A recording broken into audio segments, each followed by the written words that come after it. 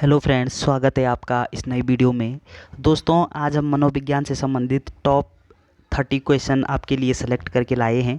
तो फ्रेंड्स, बिना देरी किए इस वीडियो को प्रारंभ करते हैं। चलिए दोस्तों, इस वीडियो का पहला प्रश्न है, ग्रीक भाषा के शब्द साइको का अर्थ है। तो ग्रीक भाषा के शब्द साइको का अर्थ क्या है? ऑप्शन ए मन, ऑप्शन बी चेतना, ऑप्शन सी व्यवहार, ऑप्शन डी आत्मा। तो हमारा सही उत्तर होगा साइको का शाब्दिक अर्थ क्या होता है? आत्मा। ऑप्शन 4 यहाँ पे सही दिया गया है। अगला प्रश्न है, सीखना व्यवहार में उत्तरोत्तर सामंजस्य की प्रक्रिया है। यह कथन किसका है? तो सीखना व्यवहार में उत्तरोत्तर सामंजस्य की प्रक्रिया, यह जो कथन है ये स्किनर के द्वारा दिया गया है। ऑप्शन तीसरा यहाँ पे सही दिया गया है। अगला प्रश्न है, सामाजिक अधिगम प्रारंभ होता है। तो सामाजिक अधिगम किस से प्रारंभ होता है? अगला प्रश्न, इसका सही उत्तर है अलगाव से, भीड़ से, संपर्क से, टीएलएम से। इस प्रश्न का सही उत्तर है संपर्क से। अगला प्रश्न है, प्रयास व त्रुटि में सबसे महत्वपूर्ण क्या है? तो प्रयास व त्रुटि में सबसे महत्वपूर्ण क्या होता है? हमारा सही उत्तर होगा अभ्यास। तो प्रयास व त्रुटि में सबसे इम्पोर्टेंट चीज़ क्या होती है? अभ्यास, प्रैक्टिस। अगला प्रश्न है, तत्परता का नियम है। तत्परता का नियम क्या है? ऑप्शन ए गौण नियम, ऑप्शन 2 मुख्य नियम, ऑप्शन 3 दोनों, ऑप्शन 4 कोई नहीं। तो तत्परता का जो नियम है ये थॉर्नडाइक के द्वारा दिया गया नियम है।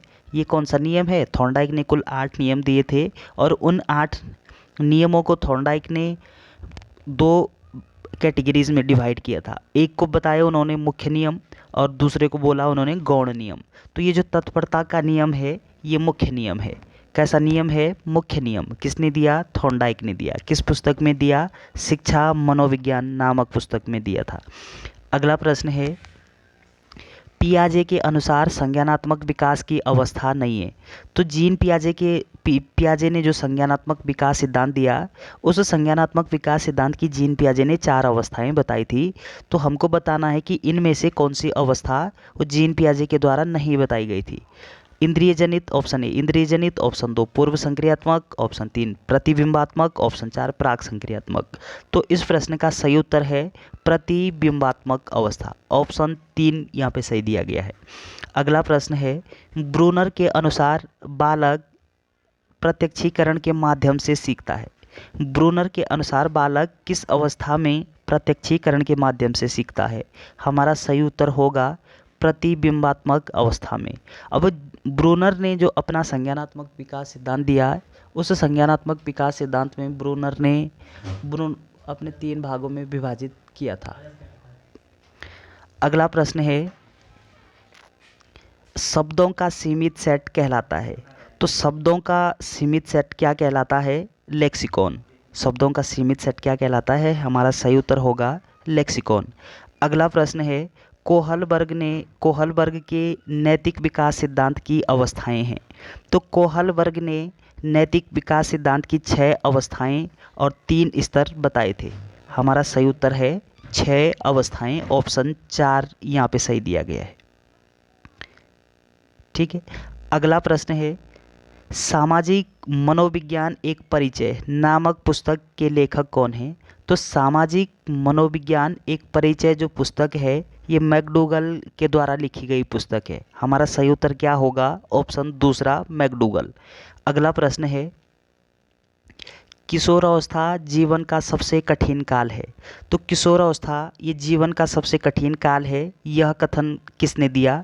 हमारा सही उत्तर होगा किलपैट्रिक ने। किशोरावस्था जीवन का सबसे कठिन काल है, यह किसने बोला था? किलपैट्रिक। ऑप्शन नंबर दूसरा यहाँ पे सही दिया गया है। अगला प्रश्न है, शैशवावस्था को सीखने का आदर्श काल किसने कहा? तो सीखने का आदर्श काल किसको कहा जाता है? शैश अवस्था को। तो किसने कहा था? हमारा सही उत्तर होगा बैलेंटाइन ने। ऑप्शन 4 यहाँ पे सही दिया गया है। ऑप्शन 4 सही दिया गया है। अगला प्रश्न है, बुद्धि का त्रिकारक सिद्धांत के प्रतिपादक हैं। तो बुद्धि का त्रिकारक सिद्धांत किसके द्वारा दिया गया? हमारा सही उत्तर होगा स्पीयरमैन के अनुसार। तो स्पीयरमैन ने बुद्धि का त्रिकारक सिद्धांत दिया था और इसमें उन्होंने 3 कारक बताए थे। अगला प्रश्न है, एक बालिका की बुद्धि लब्धि 102 है, वह बालिका है, वो बालिका किस श्रेणी में आएगी ये हमको बताना है। तो हमारा सही उत्तर होगा कि जिस बालिका की बुद्धि लब्धि 90 से 109 के बीच होगी वह औसत बुद्धि कहलाती है। औसत बुद्धि या फिर सामान्य बुद्धि, एवरेज बुद्धि, एक ही बात है। तो हमारा सही उत्तर होगा औसत बुद्धि, ऑप्शन नंबर 3 यहाँ पे सही दिया गया है। अगला प्रश्न है, आर्मी अल्फ़ा परीक्षण कैसा परीक्षण है?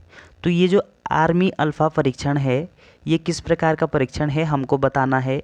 हमारा सही उत्तर होगा शाब्दिक सामूहिक परीक्षण, ऑप्शन 4 यहाँ पे सही दिया गया है। अगला प्रश्न है, अधिगम का बंध सिद्धांत या फिर बॉन्ड थ्योरी के प्रतिपादक हैं। तो अधिगम का जो बॉन्ड थ्योरी है वो किसके द्वारा दिया गया, बंध सिद्धांत किसके द्वारा दिया गया है? हमारा सही उत्तर है थॉर्नडाइक के द्वारा। थॉर्नडाइक ने अपना बॉन्ड सिद्धांत दिया था। तो इस प्रश्न का सही उत्तर क्या हो जाएगा, ऑप्शन 3 थॉर्नडाइक। अगला प्रश्न है, एक बालक कमल को कलम पढ़ता है, एक बालक कमल को कलम पढ़ता है, वह किस कठिनाई से पीड़ित है? तो हमारा सही उत्तर क्या होगा, डिसलेक्सिया। तो इन पठन संबंधी जो समस्या होती है उसको क्या कहेंगे, डिसलेक्सिया। ऑप्शन नंबर 2 यहाँ पे सही दिया गया है। अगला प्रश्न क्या है, अधिगम पठार को व्यक्त किया जाता है या फिर प्रदर्शित किया जाता है? अधिगम पठार को किसके द्वारा प्रदर्शित किया जाता है? हमारा सही उत्तर होगा सरल रेखा के द्वारा व सपाट स्थान के द्वारा अधिगम पठार को व्यक्त किया जाता है। इसलिए ऑप्शन 4, 2 व 3 सही दिया गया है। ऑप्शन 4 यहाँ पे सही दिया गया है। अगला प्रश्न है, अधिगम की मात्रा या उन्नति या अवनति को ग्राफ पर दर्शाना क्या कहलाता है?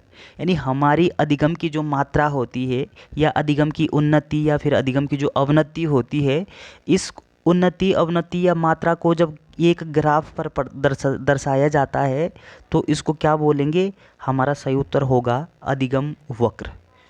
अगला प्रश्न है, पुरस्कार एवं दंड, पुरस्कार, दंड, प्रशंसा ये कैसे अभिप्रेरक हैं? तो हमारा सही उत्तर होगा पुरस्कार, दंड, प्रशंसा ये सारे के सारे क्या होते हैं, बाह्य अभिप्रेरक। ऑप्शन 4 यहाँ पे सही दिया गया है। अगला प्रश्न है, अभिप्रेरणा सीखने की आवश्यक शर्त है, यह कथन किसने दिया? तो अभिप्रेरणा सीखने की आवश्यक शर्त है, यह कथन मेल्टन के द्वारा दी गई है। इस प्रश्न का सही उत्तर क्या होगा, मेल्टन। ऑप्शन 3 यहाँ पे सही दिया गया है। अगला प्रश्न है, सृजनात्मकता की पहचान का मुख्य लक्षण है। तो सृजनात्मकता की पहचान का मुख्य लक्षण क्या है? हमारा सही उत्तर होगा अपसारी चिंतन। ऑप्शन 2 यहाँ पे सही दिया गया है, अपसारी चिंतन। अगला प्रश्न है, सूक्ष्म शिक्षण का विकास हुआ। तो सूक्ष्म शिक्षण का विकास कब हुआ? हमारा सही उत्तर होगा 1961 में। एलेन के द्वारा माइक्रो टीचिंग का कॉन्सेप्ट दिया गया, या फिर हम कह सकते हैं कि सूक्ष्म शिक्षण का विकास कब हुआ था, 1961 में। ऑप्शन नंबर 2 यहाँ पे सही दिया गया है। अगला प्रश्न है, डॉक्टर पासी ने 1976 में कितने शिक्षण कौशल बताए? तो डॉक्टर पासी ने 1976 में 13 शिक्षण कौशल बताए थे। हमारा सही उत्तर होगा ऑप्शन 1। अगला प्रश्न है, अन्वेषण विधि के जनक कौन है? अन्वेषण शिक्षण विधि के जनक कौन है? हमारा सही उत्तर होगा आर्मस्ट्रॉन्ग। और इस अन्वेषण विधि को खोज विधि के नाम से भी जानते हैं। इस प्रश्न का सही उत्तर क्या होगा, आर्मस्ट्रॉन्ग। ऑप्शन 3 यहाँ पे सही दिया गया है। अगला प्रश्न है, विद्यार्थियों की शिक्षा में किसकी महत्वपूर्ण भूमिका होती है?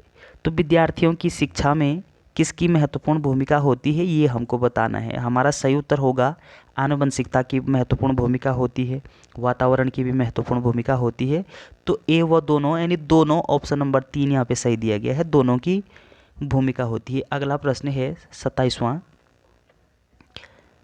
किस सामाजिक सांस्कृतिक सिद्धांत का प्रतिपादन किया? तो सामाजिक सांस्कृतिक सिद्धांत का प्रतिपादन किसने किया था? हमारा सही उत्तर होगा वाइगोत्स्की ने। ऑप्शन 4 यहाँ पे सही दिया गया है, वाइगोत्स्की ने।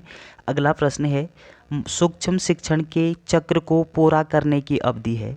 तो सूक्ष्म शिक्षण का जो चक्र होता है, सूक्ष्म शिक्षण क्या है? ये एक चक्रीय प्रक्रिया है और इस चक्र को पूरा करने में कितना समय लगता है? हमारा सही उत्तर होगा 36 मिनट। ऑप्शन 4 यहाँ पे सही दिया गया है। तो दोस्तों, वीडियो अगर आपको अच्छी लगती है तो चैनल को सब्सक्राइब करना ना भूलें। Thanks for watching.